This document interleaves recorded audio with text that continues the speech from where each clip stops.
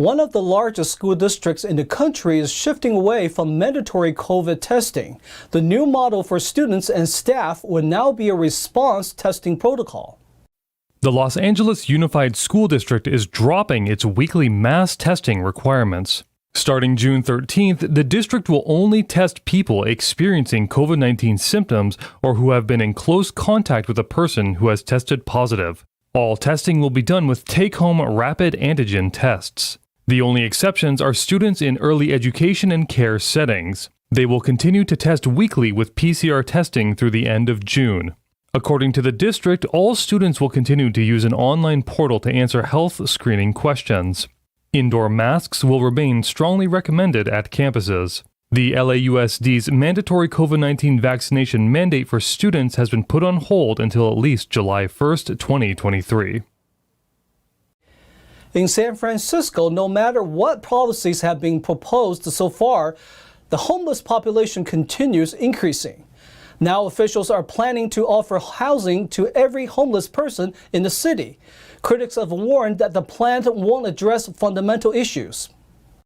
During a city council meeting on Tuesday, the San Francisco Board of Supervisors voted to create an ordinance that would house every homeless person in the city permanently.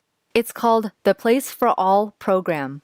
This is a modest step. It's a policy. I do think it is a bit of a change in policy from what the city has been saying, and I think it does require some analysis over the next 6 months of what it would take to actually move towards shelter for all. They will be working with the San Francisco Department of Homelessness and Supportive Housing, or HSH. According to Emily Cohen, Deputy Director for Communications for the HSH, in the past, they worked on balancing between intervention and prevention, as well as shelter and permanent housing. This ordinance would explicitly call on us to determine how many additional shelter beds we would need to offer a shelter bed to everyone experiencing unsheltered homelessness in San Francisco. Although they all voted in favor of the ordinance, council members pointed out that it would not do much if there isn't a plan to locate spaces to fund temporary residence for the homeless. But critics like Michael Schellenberger, author of San Francisco, said at a meeting on May 27th that public space has become unusable. We now see that the whole area has been destroyed as a public commons. This is in a city that has long valued its role as providing livable, walkable public spaces for its residents. Schellenberger pointed out that many of the homeless are drug addicts that go to this city to indulge in their addiction at supervised drug consumption sites rather than solve it. Eileen Ang, NTD News, California. The head of a Mexico-based megachurch with 5 million followers worldwide was sentenced in a Los Angeles courtroom to over 16 years in prison for sexually abusing 3 girls.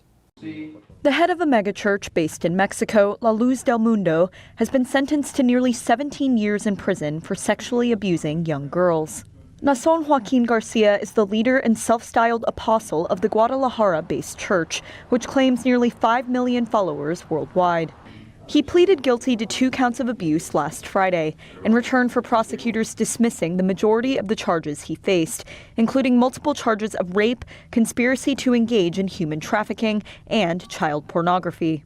Judge Ronald Cohen was visibly emotional when he handed down the jail sentence in Los Angeles on Wednesday, apologizing for not being able to do more for the victims. Lawyers do what lawyers do, and at this point my hands are tied. But I further want to tell all the Jane Does that the world has heard you. Garcia's sentencing caps an investigation that began in 2018, leading to his arrest the following year at Los Angeles International Airport. But Garcia's accusers have decried the plea deal as too lenient. One of Garcia's alleged victims, Xochitl Martin, vowed to keep fighting for justice. This is just getting started. LDM and your criminal institution and every politician, whether it's here, Colombia, Mexico, Europe, we're taking this to the federal authorities. If it's the last thing I do. 2 other church associates charged with Garcia have reached separate plea deals, while a 4th person remains at large. La Luz del Mundo has publicly stood by Garcia and argued that he accepted a plea deal because he believed he could not get a fair trial. Under the deal, Garcia will also be registered as a sex offender for life. Congressman Eric Swalwell's campaign committee spent more on travel in the past month than on consulting and fundraising. His travel include hotel stay and limousine services. Let's take a look at his spendings. Recent campaign expenditures show Representative Eric Swalwell spent around $60,000 of his campaign funds on travel expenses in a 6-week period. These include luxury hotel stays and limo services. That $60,000 is part of nearly $230,000 of his campaign spending. Swalwell is the congressional representative for California's 15th district, which includes much of Alameda and parts of Contra Costa counties. His spending also extended to France, where he spent approximately $1,700 at La Maison Champs-Élysées Hotel in Paris. Swalwell's campaign defended the congressman's spending, saying it was all done for campaign purposes. Lisa Tucker, Swalwell's campaign spokeswoman, said, "Every cent spent was for a campaign purpose. The congressman never went to Paris. An aide attended events in Paris as a representative for the campaign." Swalwell's campaign did not clarify if he stayed at other luxury hotels. His spendings include over $4,600 spent at Lowe's Miami Beach, a 4-star luxury hotel. In addition to the hotel stays, the congressman spent about $6,000 for limousine services over 6 weeks, as well as Lyft and Uber rides. Swalwell is running for re-election and has raised more than $2.5 million this campaign cycle. 2 reality television stars were recently found guilty of fraud and tax evasion. They were caught when trying to buy property in Southern California. Let's take a look at the details.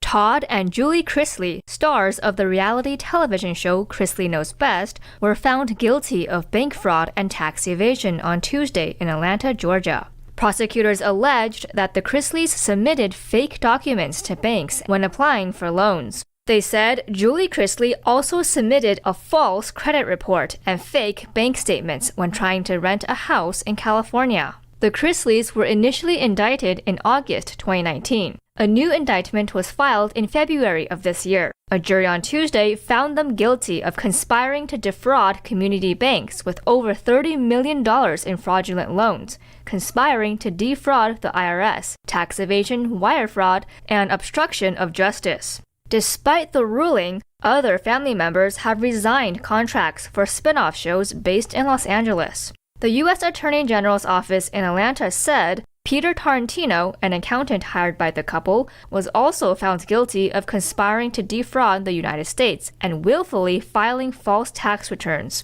All 3 remain free on bond. Sentencing for all 3 is set for October 6th. NASA is on a mission to study thunderstorms. Researchers are looking into the effects of intense summer thunderstorms on Earth's atmosphere. For the 2nd year, NASA and university scientists are studying intense thunderstorms over the central United States. Both the launches and missions are part of the Dynamics and Chemistry of the Summer Stratosphere, or DCOTS mission. And this year, NASA has a new set of missions.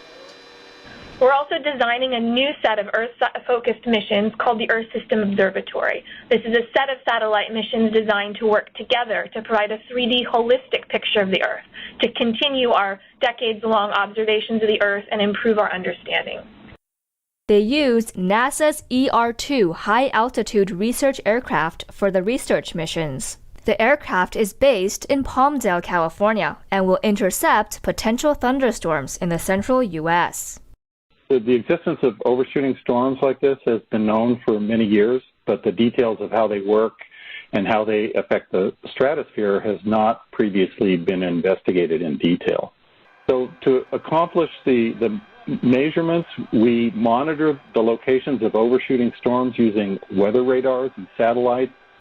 According to NASA, intense thunderstorms can reach the stratosphere. They inject tiny atmospheric particles, mineral dust, and water vapor into the atmosphere. These particles may affect climate and air quality. The DCOTS airborne data gathering effort began in 2021. This year's data gathering relies on 50 personnel, all gathered at the Salina Regional Airport in Kansas.